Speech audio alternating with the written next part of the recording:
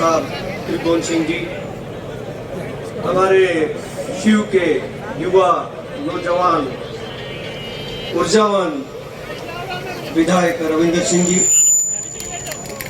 यहाँ विराजे हुए सभी समाजों के सब बुजुर्ग, पिता तुल्य बुजुर्गगण, युवा साथियों और सामने विराजमान 36 कौम के सभी, और उस मकसद के पीछे जो पीड़ा है वह भी सबको पता है। पीड़ा आज पैदा नहीं हुई, पीड़ा जब जब भी 36 कौम पर, 36 कौम के सम्मान की, सभी के स्वाभिमान की और सबके मान सम्मान की जब बात आई तब पैदा हुई। और उसका जो रूप, असली रूप जो था 2014 था। किसी ने उस पीड़ा को समझी होगी, किसी ने नहीं समझी होगी। इस मंच से अभी बहुत कुछ सुना, ओजस्वी भाषण सुने, हम तो बोलना भी भूल गए। काफी टाइम हुआ और बहुत समय बाद में आपके सामने आने का वक्त मिला, और इस समय में उस पीड़ा को लगातार होगा। अभी आपने नाम लिया इस मंच से माननीय जसवंत सिंह जी का, उस नाम का जिन्होंने कभी गलत तरफ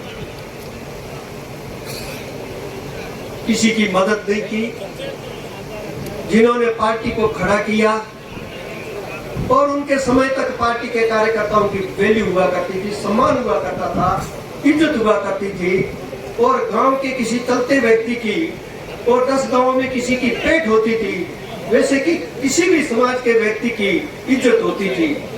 वही पार्टी आज भी हमारे सामने है, लेकिन उसमें उस कार्यकर्ता की वैल्यू नहीं है जो उसके लिए भागता है। वो सिर्फ और सिर्फ उनके लिए एक झुनझुना पकड़ के घूमने वाला व्यक्ति है।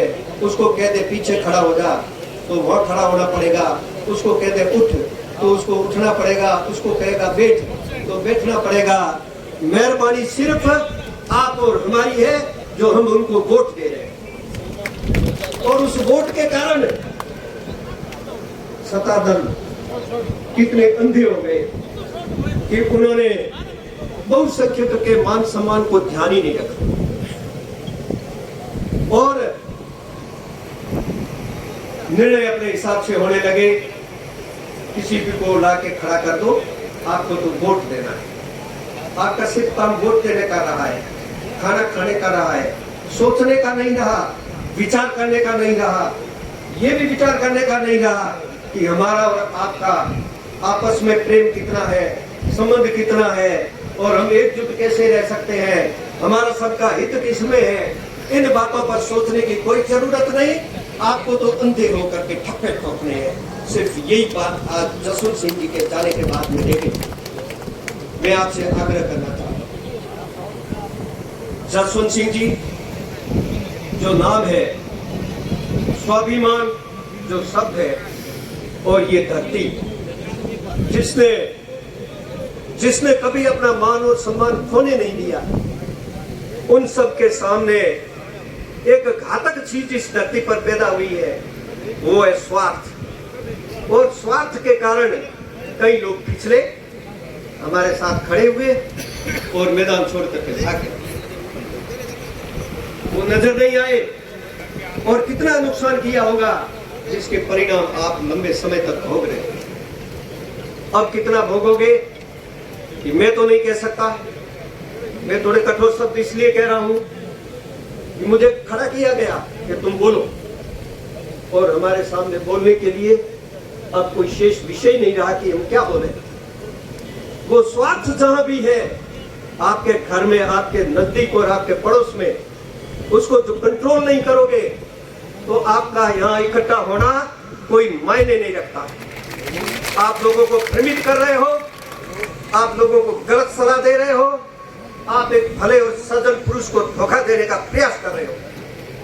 अगर आपके अंदर स्वार्थ है और आप उस चीज को लेकर के गले बांध करके बैठे हो, कल कोई मंत्री पद दे देगा, अर्थ बड़ा महत्वपूर्ण स्थान रखता है, पैसा दे देगा, आप गुलाची खा के पीछे हाथ मार लोगे, महावीर को यहां खड़ा कर दोगे, बलराम प्रजापति को इधर खड़ा कर दोगे,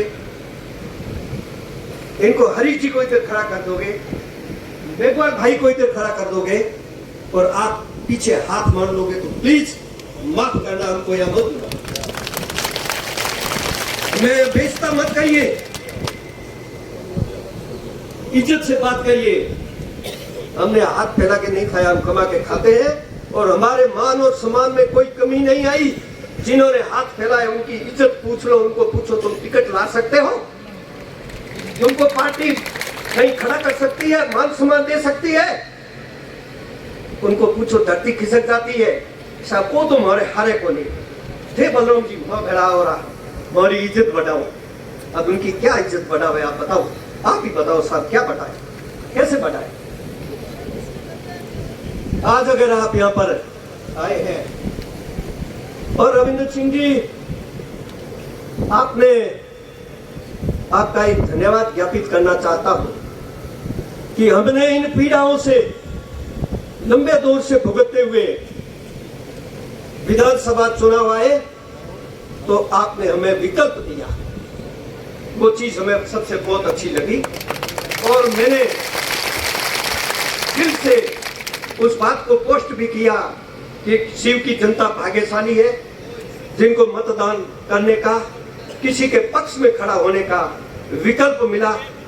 और इस बहादुर रविंद्र सिंह को बहुत बहुत धन्यवाद, जिसने हिम्मत करके यहाँ पर आके खड़ा हुआ। मैं इनका बहुत आभार प्रकट करता हूँ। अब आपने बाड़मेर, जैसलमेर और बालोतरा लोकसभा क्षेत्र की तैयारी की है और आज 36 कौम को जब याद किया तो मेरे हिसाब से कोई भी जात नहीं पीछे नहीं रही, सभी मेरे भाई लोग इस मंच पर है और सब यहाँ पर आए और सब हाजिर है। और सबसे ज्यादा बड़ी खुशी की बात ये कि युवा यहाँ पर तैयार है और कहीं कहीं जो दिल में मेरी तरफ जो ठेस लेकर के बैठे थे वो बुजुर्ग भी यहाँ आकर के उनको आशीर्वाद देने के लिए पधारे हैं। रावत त्रिभुवन सिंह जी साहब को भी मैं बहुत बहुत आभार प्रकट करता हूँ कि इन यंग और बच्चों के लिए आप हौसला अफजाई के लिए हमारे साथ यहाँ पधारे और हमें दर्शन दिए, ये हमारे लिए बहुत बड़ी बात है। अब विषय गंभीर है, विषय गंभीर है। रविंद्र सिंह जी आप भी सुन लीजिए, हिम्मत हो जनता के लिए, 36 कौम के लिए, भाईचारे को निभाने के लिए और साथ खड़ा होकर के उनकी हर सुख दुख और न्याय में साथ देने के लिए। मैं ये जो शब्द कह रहा हूं इसके पीछे कारण है, हम जातिवाद नहीं कर रहे हैं, हमारा किसी जाति से कोई दुश्मनी नहीं है, हम गलत चीज आपसे नहीं मांगेंगे लेकिन न्याय के लिए आपसे अपेक्षा करेंगे। गलत चीज अगर किसी के भी साथ हो जाए और आपका भाई आपका अगर आप पीछे खड़ा खड़ा शर्ट खींच रहा है, चोला खींच रहा है, सब मेरा बचाव करो, तो उस जगह आपका फर्ज बनेगा कि आप गरीब का जिसके साथ अन्याय हुआ है उसके साथ आप न्याय करो, सब करो। हम काम के भूखे नहीं है, हम आपसे सवा भाव नहीं मांगेंगे, हम आपसे काम भी नहीं मांगेंगे। खूब सारे एमपी बने, क्या किसको दिया हमको सब पता है, किसी भांजे को, भतीजे को, परिवार को या कहीं पर दे दिया होगा तो हमको पता नहीं। मेरे जैसे यहाँ 36 कौम के लोग जो बैठे हैं किसी भी समाज को कुछ दिया हो तो बता दीजिए, हम वो वक्त भी निकाल देंगे, आपको किसी बात का कोई उलझा नहीं है। लेकिन बात एक का उलझा है जो आप सब यहाँ गा रहे हैं, समझ रहे हैं, जो दर्द लेकर के आए हैं, इकट्ठा हुए हैं, वो है स्वाभिमान, वो पीड़ा है सम्मान और इस धरती का नाक लाने रखी के जाइजे को नहीं, के खड़ो बीजे को नहीं। इस चीज के लिए अगर एक हो तो फिर आप संगठित रहिए। और आपने क्या मानस बनाया का नहीं बनाया, मेरे हिसाब से आप चाहे राय लेना चाहते हैं कि आप छत्तीस कौम क्या कहना चाहती है कि रविंदर सिंह लोकसभा इलेक्शन लड़े या न लड़े, शायद यही आप बात जानना, आपसे जानने के लिए आपने सबको आमंत्रण दिया है। मैं आप सबसे आग्रह करना चाहता हूं, आपकी क्या राय है, आप क्या चाहते हो? अगर 36 कौम ये चाहती है कि हमारा जनप्रतिनिधि हमारे हिसाब से हो, ये 36 कौम यहाँ बैठी है, इनके हाथ में ये तो नहीं है कि ये आपको भाजपा का टिकट दिला दे या कांग्रेस का टिकट दिला दे या किसी पार्टी का टिकट दिला दे, लेकिन हमारे पास एक ताकत है, हम वोट डाल सकते हैं, 10 वोट आपको और एक्स्ट्रा दिला सकते हैं। ये हम यहां से शपथ खा करके आपको विश्वास दिला सकते हैं। आगे जो है सब कुछ दायित्व आप पर है और मेरे कम शब्दों में मैंने कोई गलती कर दी है या कोई गलत कह दिया है तो थोड़ा क्षमा करना, लेकिन दिल की जो पीड़ा थी उसी के अनुसार मैं बोल पाया हूं। उसके अतिरिक्त मैं न तो कुछ जोड़ पाया न कुछ समझ पाया। जो नाम जसवंत सिंह जी का आपने दिया, जो स्वाभिमान का दिया, वो किसी एक व्यक्ति के पीछे नहीं है, वो 36 कौम की बात है। और 36 कौम को बुरा लगा था, जो आज भी उसी तरह मन में है जैसा पहले था। इसमें कतई कोई फर्क नहीं है। कोई नुमाइंदा बन करके आप जैसा रविंदर सिंह जी जैसा अगर कोई खड़ा होगा तो हम आपको पूरा साथ देंगे।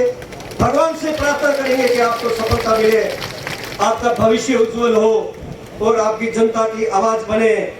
प्रजातंत्र का मतलब क्या होता है? ये नहीं होता कि कोई बोले ही नहीं, कोई आपके सामने खड़ा भी नहीं हो और कोई सिर्फ गुण ही गुण गाता रहे, अपने विचार व्यक्ति भी नहीं कहे। ये प्रजातंत्र का अर्थ नहीं है। इस भारत की प्रजातंत्र में, प्रजातांत्रिक व्यवस्था में प्रत्येक नागरिक का अधिकार है बोलने का। और जिस दिन हम बोलना भूल गए और बात करना भूल गए, आवाज उठाना भूल गए, उस दिन समझ लेना कि हम सब मुर्दी लाशें हैं, हम इंसान नहीं है, हम जिंदा नहीं है।